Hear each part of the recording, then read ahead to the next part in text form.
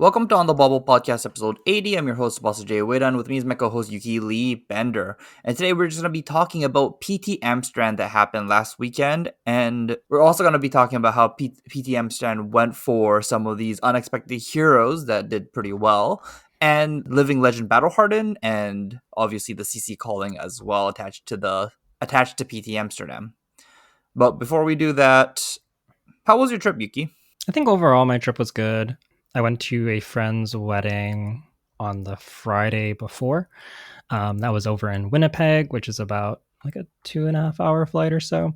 So that was fun. It was kind of like a big Bengali wedding. I had a good time. It was like very like in and out. I got in Friday night. I left Sunday morning. The ceremony basically took up all of Saturday, but it was really nice to see people. It's a very close friend of mine. And overall, had a lot of fun. There was like a little bit of the day was very packed and I didn't really eat besides the very beginning of the day.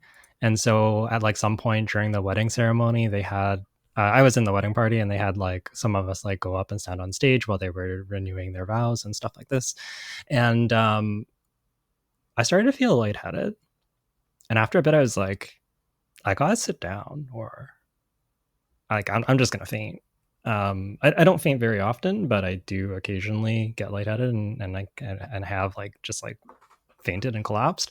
And I got like very close to doing that. So that was like a little bit unfortunate or unexpected, but thankfully I managed to sit down and not like completely distract from the ceremony. And I think that most people were pretty understanding. There's like a whole bunch of doctors in the family, so a lot of them were just like, oh, like they kind of knew what was going on, so it was like totally fine, but it was definitely like a bit of a weird experience. Yeah, probably like a combination of like a heat stroke and not eating. Yeah, it was quite warm. I didn't eat, and just also like standing still is a big one. Like it's sort of like the one that like some people said is like the classic is always like, you know, like soldiers standing attention, where you're just like standing still there. You're like prone to, especially if you haven't been eating or it's warm, you're prone to getting lightheaded because you're not moving your legs, which normally pumps a lot of blood and oxygen through your body. So because you're still, it's like that much worse. Yeah, no, yeah, good to hear that you're okay though. How was your flights to Amsterdam? My flights there were fine. I had some minor delays, but none of it really ended up mattering. I got there pretty reasonably. I thought I was going to be a little bit late. We made up some of the time in the air and I got in like almost exactly when I was scheduled to, so really no complaints. My flights back were a bit of a disaster though. I I had a flight from Amsterdam to Paris, Paris to Calgary, and then Calgary back to Vancouver. I'm now 2 for 2 with having very, very bad delays related to flying to Paris or out of Paris. That happened last time in Barcelona. And this time, basically, my flight to Paris was delayed by about 3 hours, which made me miss my layover, which was only an hour and a half. And they had to reschedule me. So I ended up getting rescheduled for the next day at like 10 a.m. Which was a bit of a pain, but they did put me up in a hotel, give me some free food, and I believe I should get some compensation last time because like Europe's pretty good about if you have any like long delays during your flight, you can apply for compensation, and they give you either travel credit or cash depending on like how long the delay is and how far it is and everything. So if anybody's listening to this and you missed your flight or there was like some kind of like, not if you miss your flight, but if there was like some kind of like misconnection or significant delays, I think it needs to be like 3 or 4 hours or more. You can actually apply to get some reimbursement. So just look that up. There's some like European Customer Protection Act or something. And it doesn't even need to be a European airline. You just need to be flying like to or from Europe. Okay, that's good to know. That's good to know. Yeah, I think the US has something similar as well, but yeah, usually the EU is very good at having things like that to make sure people don't get screwed over. So, that's good to hear that you didn't actually like missing your flight wasn't that big of a deal. Yeah. Thankfully, I didn't have like work or anything the next day. So it was mostly just inconvenient. It didn't actually like really affect things too much. And Honestly, I'm kind of okay with it. I got the compensation's pretty reasonable. I think it's like 600 euros or so, so should be pretty fine, assuming that it goes through. But like last time I did, I don't see why I wouldn't. It's pretty. It seems like they don't make it too difficult. Where do you want to start with? Do you want to talk about the Pro Tour, like the main event first, or do you want to talk about like the decks that you played and how you did? I'll talk a bit about my prep and then we can go into the Pro Tour itself. Leading up to the event, I sort of mentioned on the pod that I was between Zen or New. I was really kind of like waffling. I think that I describe it as, I also talking about this on Twitter. I think the way I describe it is New was the deck that I wanted to play. Zen was the deck that I feel like I had more reps on. I was a bit nervous about New for lack of experience in the mirror. And also just like some of your games go very long. And I think that time is a real concern with that deck just in general. So those were kind of my concerns with New. I ended up ultimately settling on New. I felt like I was in a comfortable enough spot and I just really didn't want to play more Zen mirrors. And I kind of talked with a bunch of teammates, talked with a bunch of different people, and I ended up feeling like New was a pretty good choice for the event. She ended up being the second most represented deck, with Zen being the most represented. So we had 90 Zens and 72 News. And then after that, I was like 32 Enigma, 32 Prism, 31 KO, 25 Azalea, 21 Victor, 19 Kano, 18 Dash. So honestly, kind of what was expected metagame wise. Like I feel like it was just kind of exactly what we expected to see and honestly matched like a lot of the discourse leading up to it. I think people were getting higher and higher on New leading up to the event. And so seeing her really highly represented wasn't really too big of a surprise. I guess I can kind of jump into things. So I played New. In CC, I went 3-1. I believe I beat two Zens pretty handily, and I also beat a mirror match. The mirror was fairly close, but as I mentioned, time is a concern with the deck, and we were both playing quickly to make sure that we finished. And my opponent tried to Oasis my pick to pieces that I had just nicked, and then Oh, I almost went.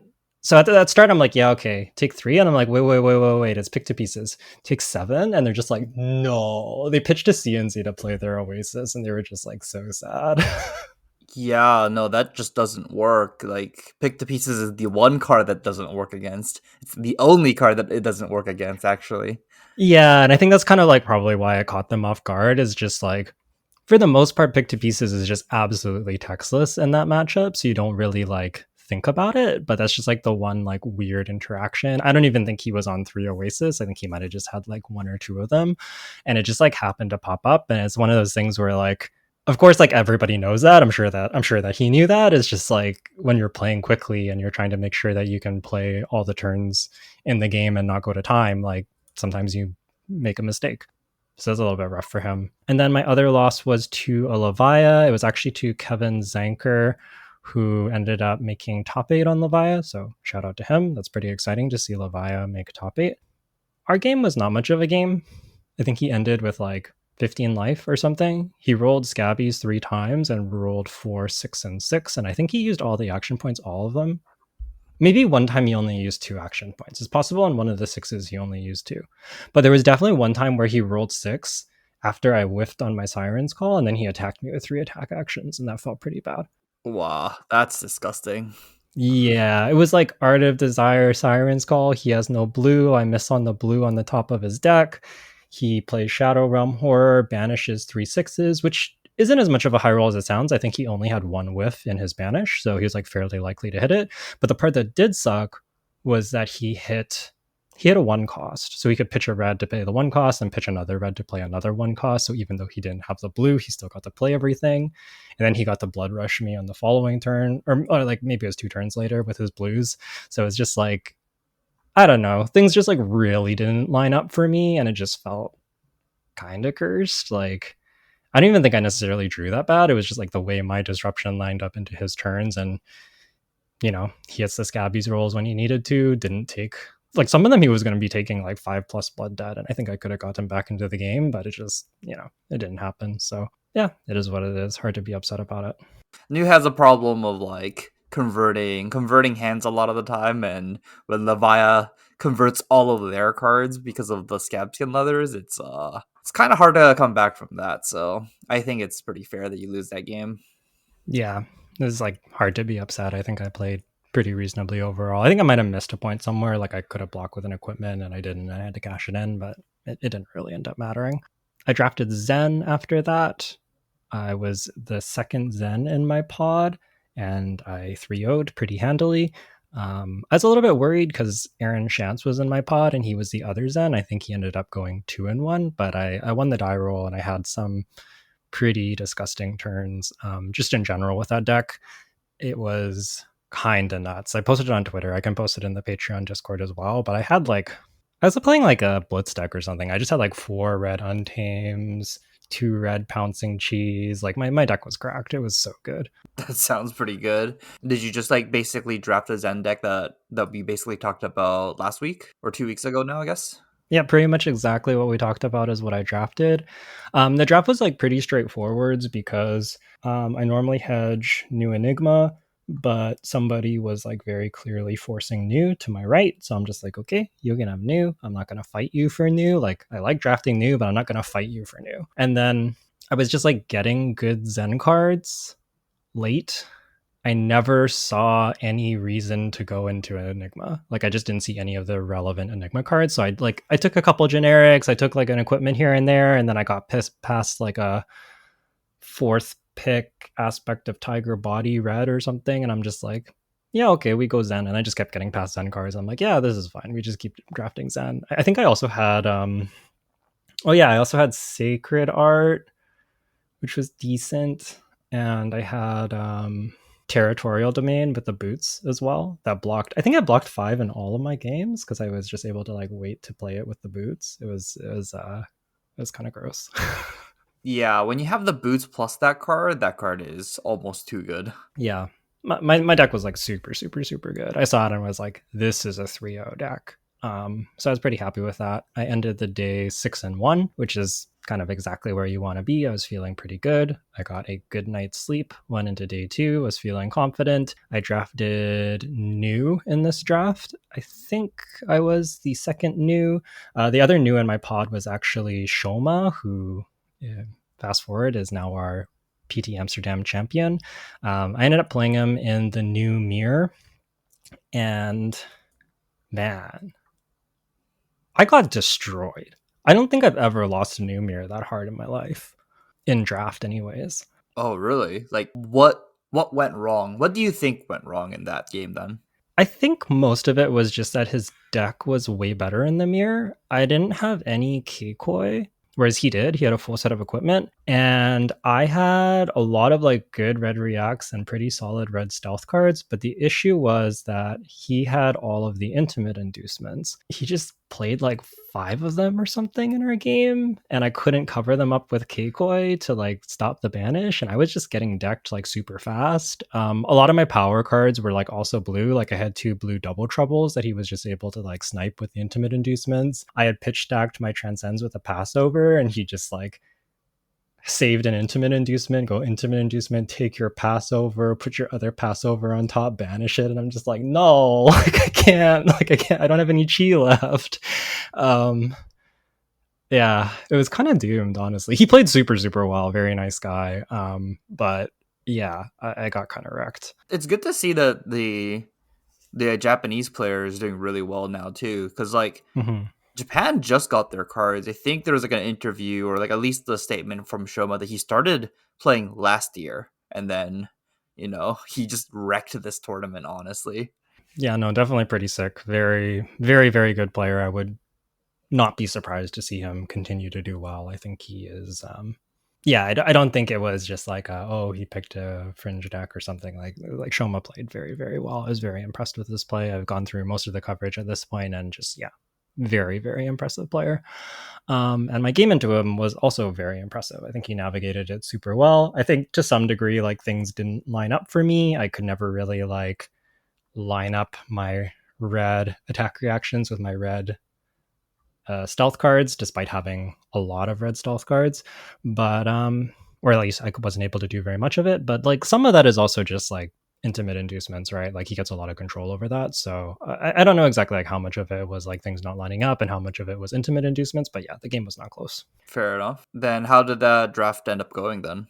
I ended up going 1 and 2. So after that, I lost to an Enigma. It was actually 4 Enigmas in the pod. And honestly, I think that Enigma deck was like a little bit of a garbage pile. But they won the die roll. They chose to go first, which I think was actually correct given the context of their deck. They stuck a like yellow single-minded determination turn 0, and I think the only other like relevant ward threats in their deck was like they had a red haze shelter and a red waxing specter, and that was it.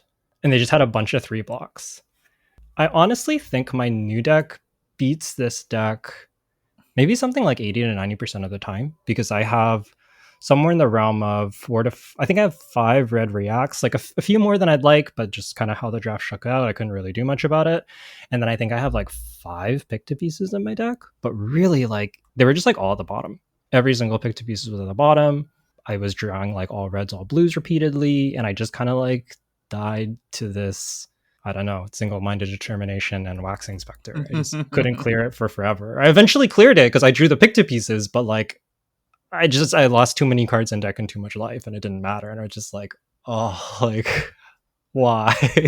Yeah, so, well, still a card game, right? It's you shuffle up your 30 cards, and the order of the cards sometimes determine the game. And I feel like in the new Enigma draft games, when you draw pick the pieces is kind of important, and that can easily dictate the game. Mostly if all of them in the bottom of your deck. Yeah, it was just super super awkward, but it is what it is. That's how it goes. I won my last round against like a 2 of Zen that did not feel like a 2 of Zen. Not exactly sure what happened there. I think he might have like also been an Enigma and pivoted or something. He seemed very frustrated with his draft. I wasn't quite sure what happened, but things lined up better for me. He wasn't able to sideboard out his blues. I stole like second tenet of Chi Moon and did some giant like 17 damage turn, and that was kind of the game. Still live at this point, X and 3 going into CC, which is like not the best spot, not the worst spot. I think I realistically might bubble if I went out from this spot, but technically still live. Many X3s make it, although some don't. Go to CC, I play against Tao Tao, Uzuri player. Actually, only the second Uzuri. So there's only 2 Uzuris in all of the PT. There's Shoma, who ends up winning. And then there's Tao Tao, who is X and 3 at this point. And I think he ends the tournament at X and 5. So really impressive showing from Uzuri. I end up losing to Tao Tao. I am not one of his 2 losses in CC. This game's super, super close. We play very quickly. It comes down to like, I think he has like 5 cards left in deck, and I don't really remember his pitch / assess his threats quickly. I think I maybe rushed a little bit. We had about 8 minutes left on the clock, and I think I should have taken a bit more time just to like double check. I thought he was out of threats. It turns out he still had a surgical extraction that I didn't account for, and I also kind of thought that like maybe I can't beat it. We played the game out afterwards because Tao Tao's like kind of a friend of mine, and I know him, and I was just like, do you want to play it out? There's like 2 turns left in this game. I'm curious to see what would have happened. I think if I just blocked 3 and not died, I would have been able to beat him through fatigue, but I didn't. It happens. New versus Uzuri is honestly pretty interesting. The matchup's like very close. I think Uzuri is a little more efficient. New is like more efficient in terms of like deck damage and cards in deck, and also has some like, if he has like New is able to be like more unfair than Uzuri, but then Uzuri's like average turn is way better, if that makes sense. Yeah, well, they have access to Shakedown as well, right? And we don't have that many 2 costs for 6s, which is kind of what makes these assassins on rate, is like the 2 for 6s. Yeah. And you like also don't know what you're blocking against Uzuri, so there's like a lot of blocks you have to make kind of in the blind, whereas New, it's like there's a bunch of attack reactions, but you always know what the on hit is, so it changes the dynamic quite a bit. Yeah, I think it's a very big difference. So anyways, that game against Tao Tao was like one of my favorites all weekend. I think it was just like very interesting. I think neither of us played perfectly, but it's hard to play an Assassin Mare perfectly in 55 minutes. After that, I lose to Enigma and New and end up X and 6 overall after 13 rounds and end up dropping. The Enigma game, they get a Mirror Guy, can't break their Mirror Guy the first turn. I break it the second turn. but on the turn that I break it, I have to like go off Arsenal and like basically give all my equipment to do so. And they have drawn the single flip chi they have next to another Mirror guy because I think they played like Stir the Pot at some point. Well, technically they had two chi: Stir the Pot, which was on the bottom of their deck, and then the chi that they shuffled with their Mirror guy, and they just like drew it on literally the turn that I broke it when I was off Arsenal, and it was just way too much. Kind of got run over. Yeah, that makes sense. I think one of New's worst matchup is Enigma for sure, and I feel like the number of Enigmas that were at this event was targeting this like excess number of news that they thought would be here this weekend. Yeah, I agree. And I have practiced the matchup a bit. I think it is fairly winnable, actually. I don't mind it, but yeah, just kind of how things lined up. I need to be able to clear the Mirror guy, and I couldn't the first time, which was bad. And I also, yeah, following up with the Mirror guy right after when you don't have the chance to set up an Arsenal is kind of rough, because usually News kind of trying to set up something explosive in Arsenal, like maybe you put in like a looking for a scrap or something, so when they have Mirror guy you're like able to pressure it a bunch, but I wasn't able to do that. So yeah, how it goes. And then I lost a new mirror in CC. I got completely smashed. I don't really think I necessarily played poorly, but man, was that game cursed. His bonds kept lining up into my bonds and my codexes as well. So I had to like block with codexes to not get them bonds. There was one spot where I decided to do like a partial block because I had a sync below and I could sync my codex to protect it from the bonds if he goes over. He drew the natty Gistanek with it, and I was like, okay, unlucky, whatever. I'll sync my codex. I drew into leave no witnesses, and he banished all my leave no witnesses. And this is Oh like turn like no, 2 or 3. that's not good. That's really not good.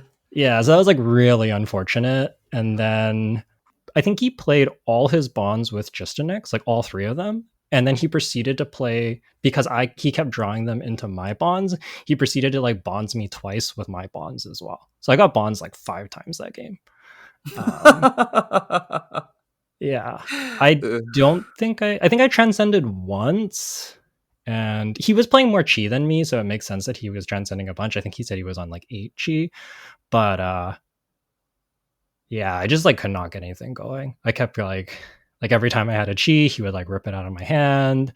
Every time I drew a codex, he would bonds me. I would get tempo. I'd draw all defense reactions. Like it was just like nothing could line up for me that game at all. So Sounds like a normal new experience. yeah, I find the new mirror like you can usually recover from stuff like stuff like that happening is just like expected on the new mirror. Like you watch some of the games on coverage, and it's like one side bricks and the other side bricks, and then like they're kind of back to like even, and like often the games are like kind of back and forth.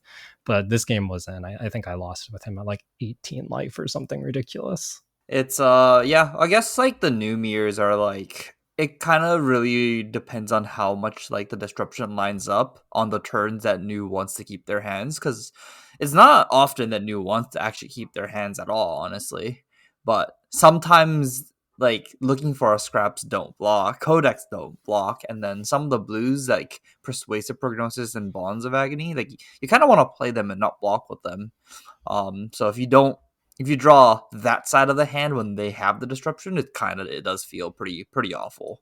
Yeah, I think the main source of variance in that matchup is just like if your premium threats like your CNCs, your bonds, your codexes line up with when they play their bonds, it's just pretty brutal because you kind of end up having to block with them so that they don't all get ripped out of your deck. But then you also don't get a meaningful turn because you block with all your premium threats. So like that is like sort of the main source of variance in that matchup. But overall, I think it's like a pretty fun matchup and I enjoy it the majority of the time. It's not even that big an issue that they have a bonds, because unless they have like 2 turns in a row where they have like another draw essentially, not often that New can convert a 4 card hand right after they Bonds of Agony. So it usually doesn't end up being that big of a problem, but sometimes if it keeps on happening, that is an issue for sure. Yeah. That's sort of where I was saying, like the one or two times where things don't go your way or you brick or like whatever, like that's just to be expected. You're playing so many turns, but yeah, if it keeps lining up that way, it's bad. My opponent even said afterwards that they're like, yeah, I feel like I high rolled you a bit. I'm just like, yeah, that checks out. Talk about the top eight and just like what your thoughts are on this top eight. Yeah, sounds good. So top eight bracket. So the heroes in top eight were largely what I expected, with a couple exceptions. There was three Zen, three new. Makes a lot of sense. First two most represented decks, they were kind of the two decks to beat. Levia, which I wasn't necessarily expecting, but like when Levia runs good, Levia does very, very powerful things. So seeing Levia kind of makes sense to me. And then the unexpected Uzuri, um, in the hands of Shoma, who ended up actually taking down the whole thing. So I think that was kind of like the big talking point for me was Uzuri. Wow, like nobody was talking about Uzuri, and Shoma just kind of destroyed everybody. The bracket was really weird in the sense that on the top half of the bracket we had three Zens and a Levia, and then the bottom half of the bracket we had three News and an Uzuri. So it was like, well, it's Assassin against probably Zen finals. Could have been Levia as well, I suppose. And yeah, Uzuri ended up taking it down against Bartaj in the finals. Shout out to Bartaj. I believe this is his second PT finals. I think he made finals of PT Lille, I want to say. So impressive to get there again. Hopefully he will be able to get his W at some point. But yeah, Bartaj, nice guy. Very, very strong player as well. Yeah, I didn't watch the whole finals of from the coverage. I just watched the the last 6 7 turns. But man, Azuri's disruption is good against Zen, and I guess that is to be expected because I'm assuming that the Azuri is built to beat Zen, right? Like the Mhm. specific variant of Azuri is built to beat Zen, but man, it looked miserable like being on the Zen side.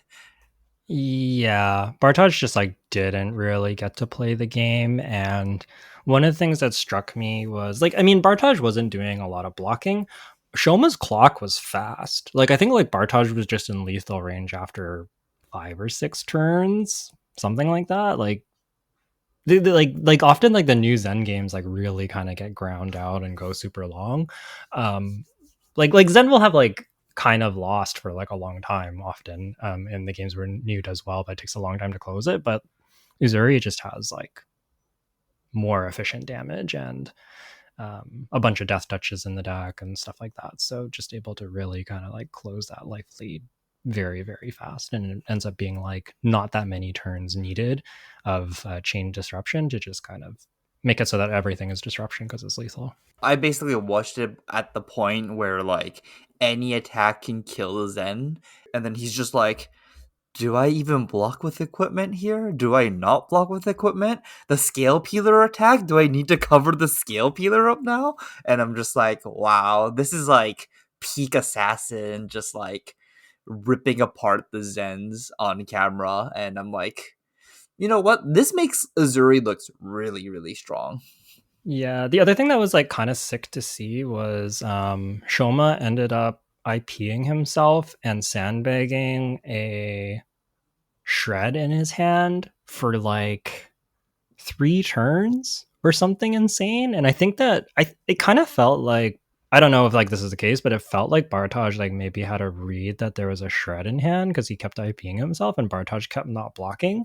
But like it just didn't matter because Shoma kept being like, yeah, I won't block. I'm just gonna go like disruption into black text into disruption, get enough silver to buy back my black text, and just do that over and over and over again. And if you don't want to block, like you're just gonna take a bunch of damage, and like you can hit me back for like 6 or whatever. I don't really care. Yeah, Zen's bad turns are bad, so Yeah, especially when he gets like double disrupted, like it's just pretty brutal. So it was really interesting to see that. And then I think he ended up eventually pitching it, but yeah, shred seems pretty strong. If you end up wanting to like throw all your equipment, you can shred one of the equipment and then push it through anyways. So Uzuri, yeah, Uzuri pretty scary. I think one thing I do want to say that I thought was beautiful was that shred was yellow shred Hmm. and not a blue shred. And I think typically in the past people would be playing blue shreds, but blue shreds has this really big weakness of if new gets it in the banish, you will lose to that shred. And I feel like that might be a big reason why that card was yellow in Shoma's deck is so that it doesn't get God by a new. Yeah, I think so. Shoma's deck was kind of like an interesting mix of like old Uzuri tech as well as new Uzuri tech, where I think Shoma only had something like 15 blues in total in his deck. It was a relatively low blue count and like a little bit more of like a red liney list. And with new in the picture, it makes a ton of sense because like you sirens call them and they're just like, yeah, I don't have any blues, but like I can play all my stuff because of Uzuri's ability to flip stuff. Like I don't really need blues. So it made a ton of sense for the event. And I think it was like a really, really clever call. And the other Uzuri in the event, Tao Tao, who I played against, also had a similarly low blue count. I sirens called and was just like, this card's not very good against you, is it? Yeah, like their only blues that they're basically playing is the blue isolates, the surgical extraction, the two majestics from Mistveil, the Bonds of Agony and Persuasive, which is not a mystic card for some reason, and Pick to Pieces, which is probably to beat Enigmas. So I think all of these blues make sense, and they're just playing like power blues, like obviously the you need nine isolates in this deck, but other than the isolate, every other blue in this deck is just like red power level cards.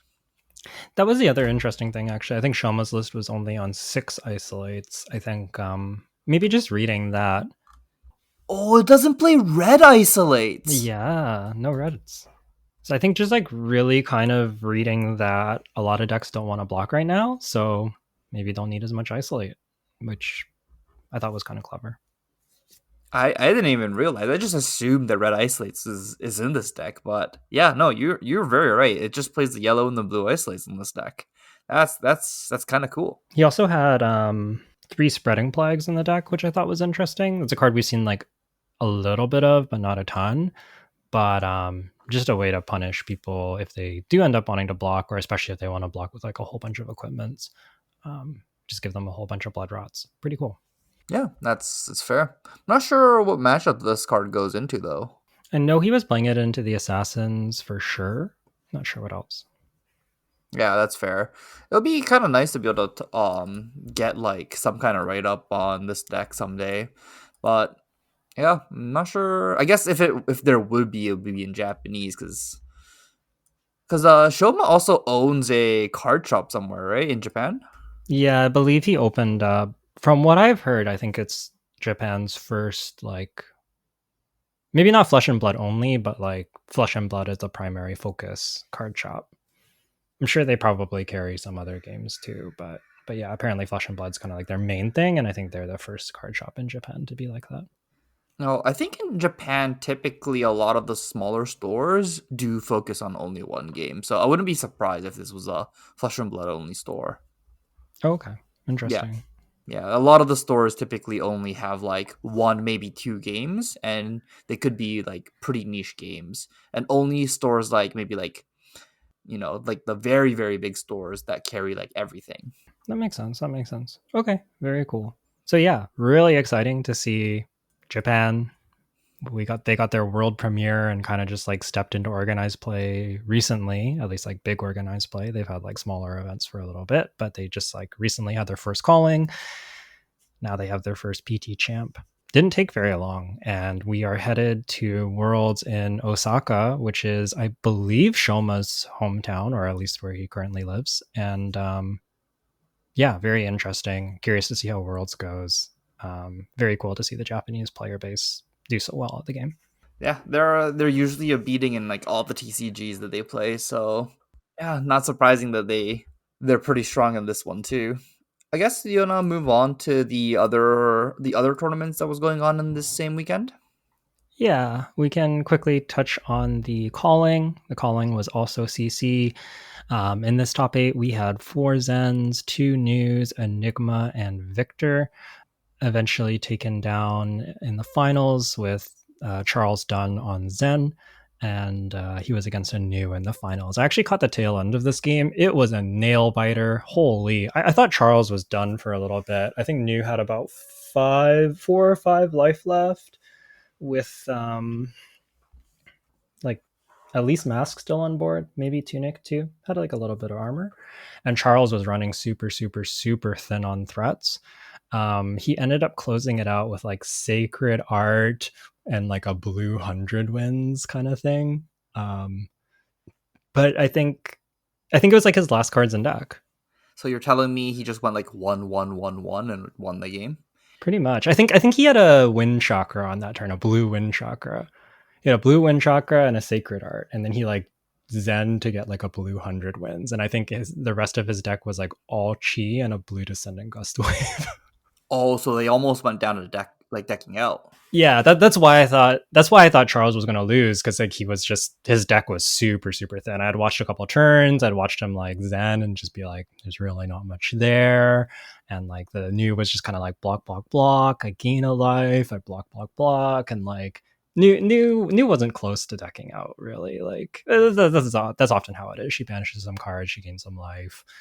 She doesn't really tend to deck out, but yeah, I think if New could have, I think it might have been like Xaxes or like one over. Like Charles did not have lethal by very much that game, and I think that was literally his last turn to win the game. So it was pretty exciting finals. It was a little bit hard to follow because like it wasn't on coverage, and I was then they have like the area kind of roped off, so I was standing pretty far back, but I was able to follow it enough. It was pretty entertaining. I just watched the last like maybe 5 turns or so.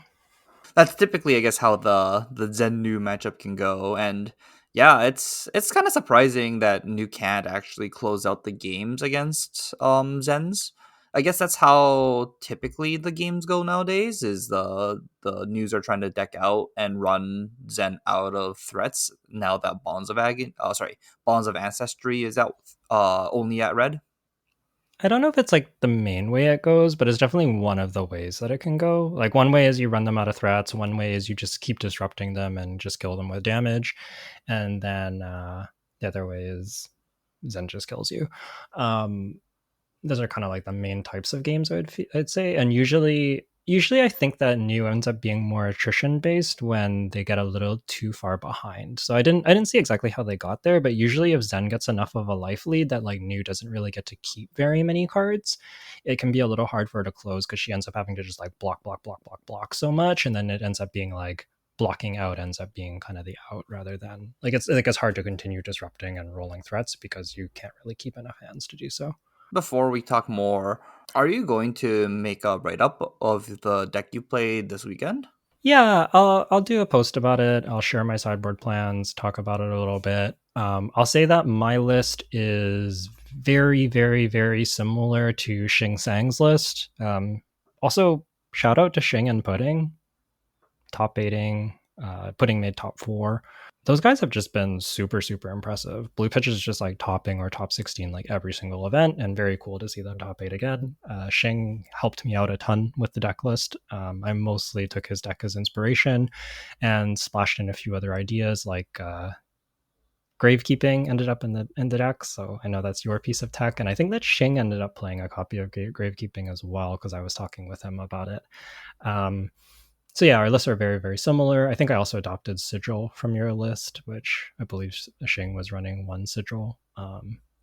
Yeah, I think the small number of those sigils is the perfect number. Like one or two. You don't play three. Three's too many. Yeah, I think I agree. And yeah, I'll be doing a write up. Did you know that Gabe Scher's list was on Traverse? What? Yeah, No, I didn't watch all the games, so I'm not sure. he was on he was on Balance of Justice and Traverse. I think into Zen, I believe he was only playing one Chi or like something like this. Like I heard he was boarding down on Cheese, and then playing Balance of Justice, and then into like New and stuff, he was playing two Cosmic Awakening, Traverse, and like 4 to 5 Chi. Yo, that just sounds like my deck right there.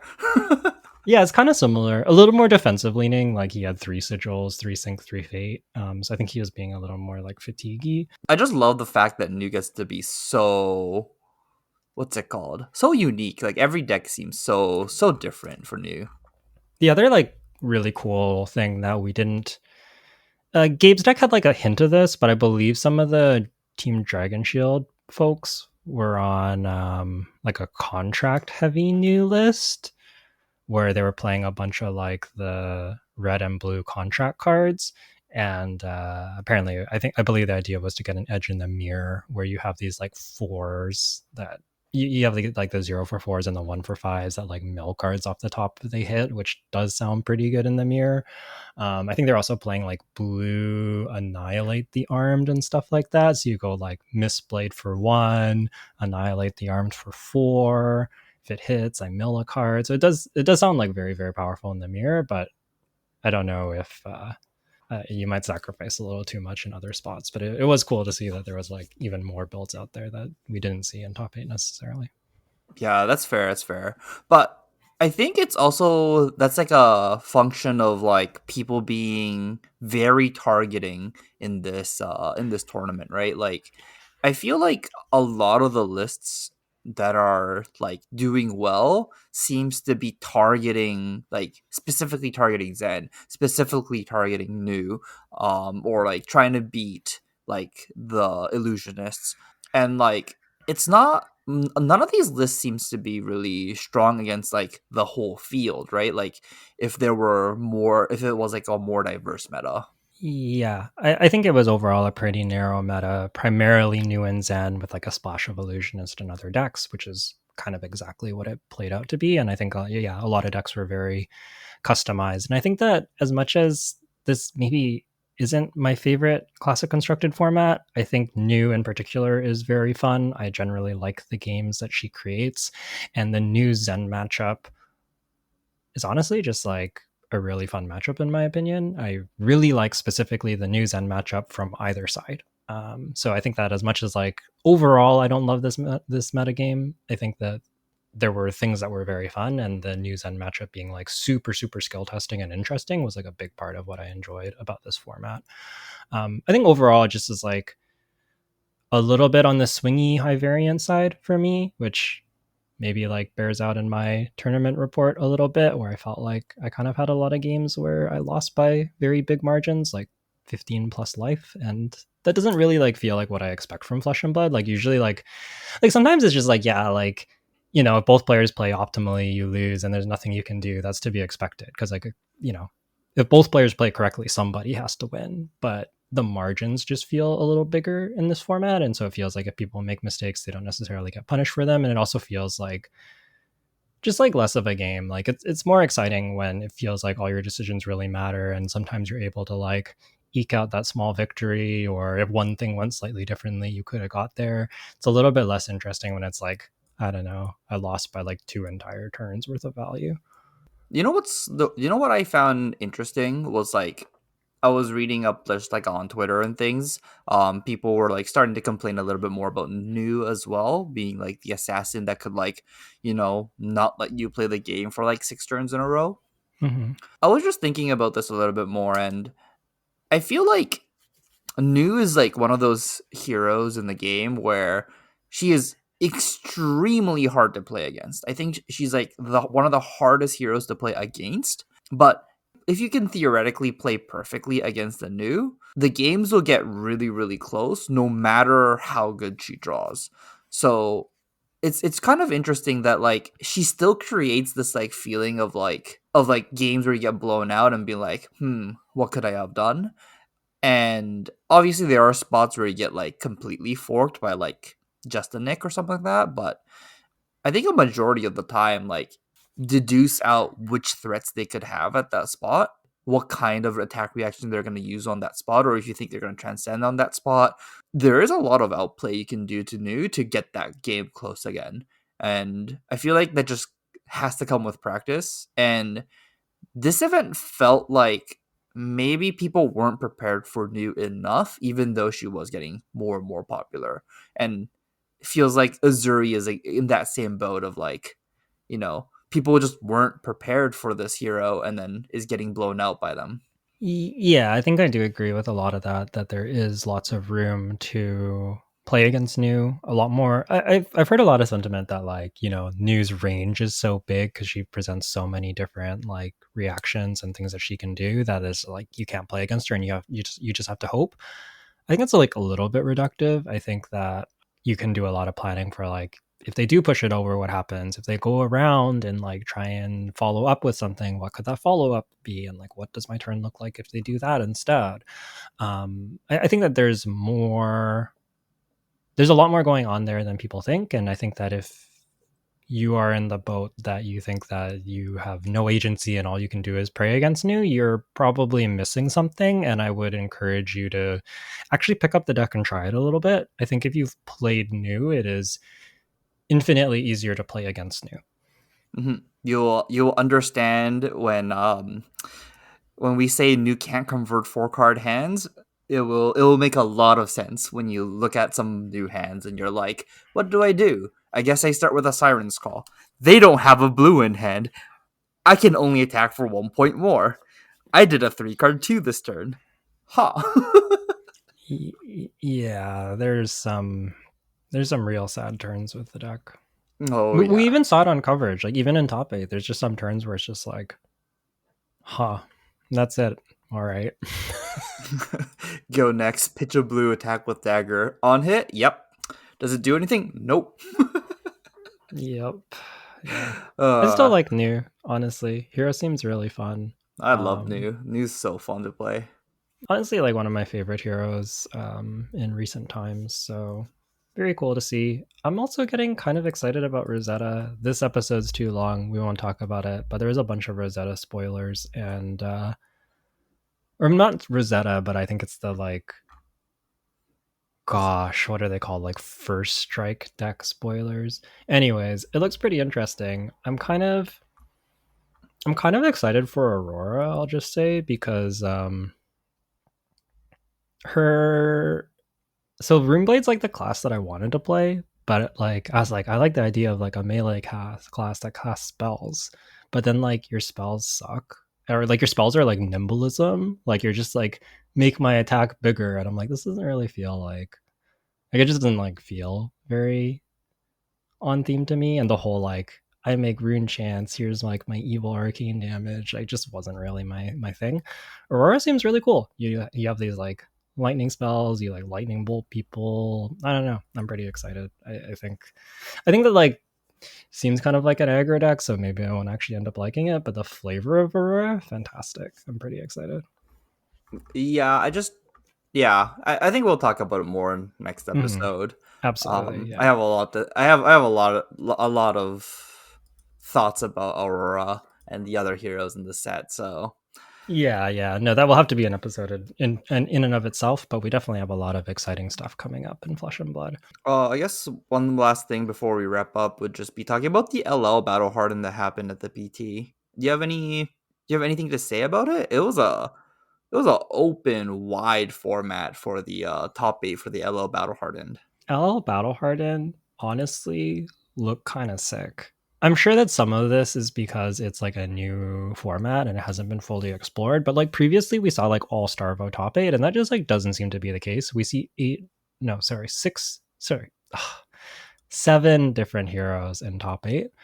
And basically like all of the matches are from heroes that are like from like different parts of Flesh and Blood history. So we have like OG Prism versus Zen, we have Chain against Icelander, we have Oldhim against Kano, and then we have Starvo versus Prism. That one's like a bit of a Oh, classic. actually, Yuki. Yeah. Before you move on, it's actually 8 different heroes in the top 8. The visual on the bracket is wrong. Um, Oh, the 2 prisms is one prism Sculptor of Arc, and the other one is Prism Awakener of Soul. okay. Because yeah, I heard that it was two different heroes and they're all from different eras of Fab. So I guess maybe the one in the bottom of the bracket with Starvo was the new Prism. So new Prism against Starvo and old Prism um, against Zen, which is like Honestly, super, super interesting and very, very, very cool. We also have Living Legend Skirmish coming up. It's Blitz and Living Legend for Skirmish this season, coming up this month, I believe. And then there's some there's some Living Legend callings coming up. Chicago for North America, and I think there's one in each region. So it feels like LSS is really trying to kind of make Living Legend into a real format. And honestly, right now, Living Legend looks like it might be like a little bit more healthy and interesting than CC, but a lot of that could just be because like it's new. But yeah, it's pretty cool.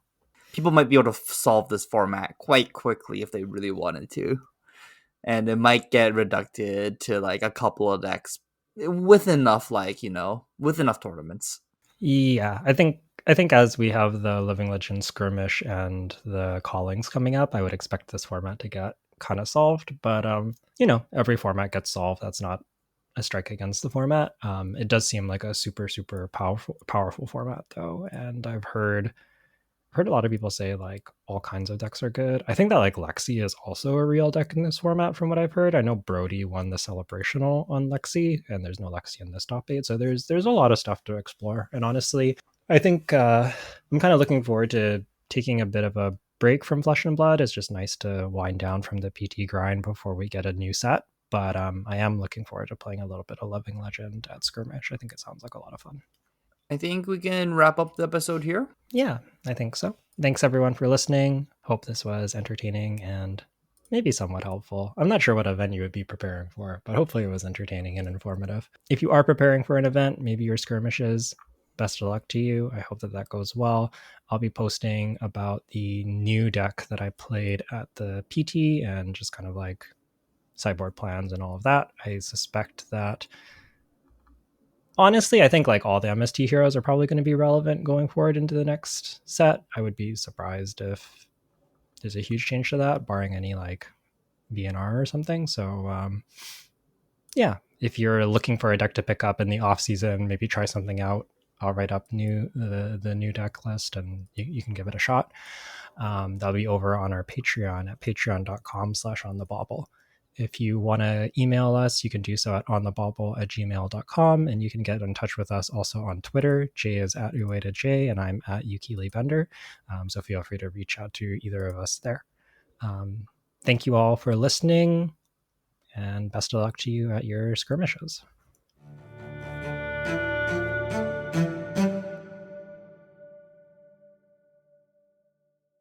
So in the Netherlands, there's like I guess like a couple of different foods that are like maybe Dutch classics. One of them is stroopwafel, which is my team name. Um, and I think a lot of people tried those and they enjoyed them. They're just like kind of sweet and easy to enjoy. Another one that was kind of funny is herring. It's just like it's a type of fish and it is seasonal and it was in season while we were there, and it's typically pickled and often served with like onions, pickles, sometimes on bread. And I'm a big fan of herring. I had it last time I was there for PT Lille, um, or like before leading up to PT Lille. I really really enjoyed it. But one of our teammates, Jimmy, bought herring, and then we had kind of too much of it. And I had ate some of it, but after I had like two or three pieces, it's like a bit on the oily side and you only want to have so much. So then we're like trying to get other people to try it. And yeah, finding Flesh and Blood players to try it and then watching their reaction was kind of entertaining. We got Sean to try it, and Sean Dollywall, and he ate it and he's just like, this isn't bad, but I don't think I would choose to eat this again. And he looked not the most pleased. That's fair. How did you guys order it? Like, did you guys like go to a restaurant and get it, or like did you get it in, like a grocery store, He just or? got it at a grocery store, but it was pretty good. You can also get it from a restaurant. He got one from a restaurant for me because I had requested it. Or I don't know if it was like from a restaurant, but it was like the one that came like with the bun and everything. And so I ate that one, and then I tried a little bit of the grocery store one because he said one of the Japanese players tried it and said it was good, so he wanted to try it, and he asked me for Jimmy asked me for a review. I said okay, I'll try it, and honestly, the grocery store one was also pretty good. I think I like the like bun format a little bit more, but yeah, grocery store one was still pretty good. I still ate like a whole one of those and enjoyed it, but yeah, pretty yummy. I think I just like the bun because it like soaks up some of like the oil and stuff, and then it kind of like holds everything together, so it's like easier to get like the onion and the pickle and everything with it rather than like just the fish. When I you guess. like try to put the onion on the fish, it like kind of wants to fall off, so it's like it's fine. It's just a little less convenient. Okay, yeah, that makes sense. That makes sense. Ooh. But yeah, that's about all I got. If you are a fan of seafood and pickled things, you should try herring in the Netherlands. Maybe I should have mentioned this before the call, before the PT and not after, but who knows? Maybe somebody's there for an extended trip and you can try out herring or avoid it depending on your palate. Yeah, there's a lot of people who can't eat seafood or even just like raw seafood. Yeah. It's kind of wild to me. I can't live without my sushi. Yeah, I also love seafood so much. And I also love pickles and pickled things. So herring's kind of like right up my alley. I'm just like, this is just yummy. But I know a lot of people are like, ugh. It's also like the kind of like, it's like a small fish, so you eat the bones. It's sort of like sardines or something like that. I know another very popular food. Um, but a lot of these small fishes, you eat the bones normally because they're actually quite soft, and I don't know. It's like you can tell they're there. It's like a bit of like a texture thing, but like I don't know. They don't poke you. You digest them no problem. It's just like pretty normal for small fish, honestly. Yeah, yeah. No, there's like a type of I'm actually not even sure what it's called in English, but there's like a Japanese dish that I like that's you just eat the whole fish and like they like stir it up in or like they simmer it into like in like sugar basically, so it's like sugared fish essentially, and that's a really good snack. That sounds good. I want to try that. Um, yeah, super high in calcium. Very good for you when you eat all the bones. Guess we'll just wrap it up there then. Yeah, sounds good. Thanks for listening, everyone. Hope you have a good rest of your day. All right, Bye good for night. now.